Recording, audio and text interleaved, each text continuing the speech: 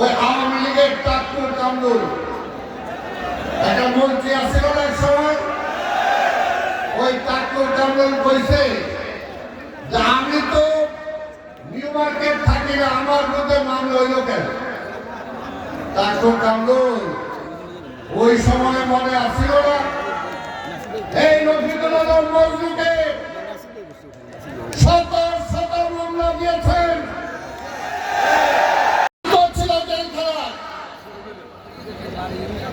আর কোন পুরাতন মামলায় মজনুকে জেলখানা থেকে বের হলে গেটে গ্রেপ্তার করা যাবে না। কিন্তু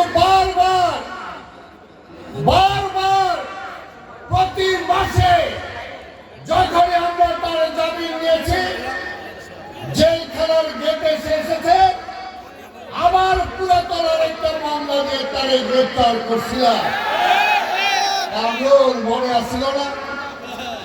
ভুয়া ভুয়া ভুয়া ভুয়া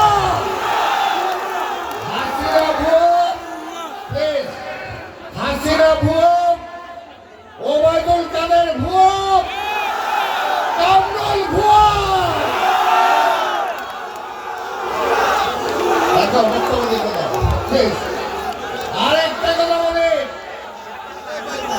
আরেকটা কথা বলি, শেখ হাসিনা লজ্জা শরম নাই, লজ্জা শরম নাই। 15ই আগস্ট কিভাবে তাদের পরিণতি হয়েছিল আমরা জানি। 5ই আগস্ট শেখ হাসিনা তুমি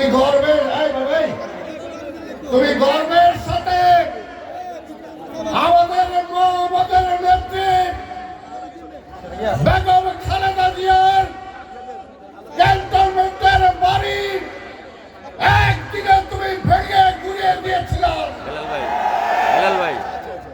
আর 5ই আগস্টে এই দেশের জনগণ তোমার বাড়ি খুলে নিয়েছে। শুধু তাই না, একটা পরে তুমি পালাইছো,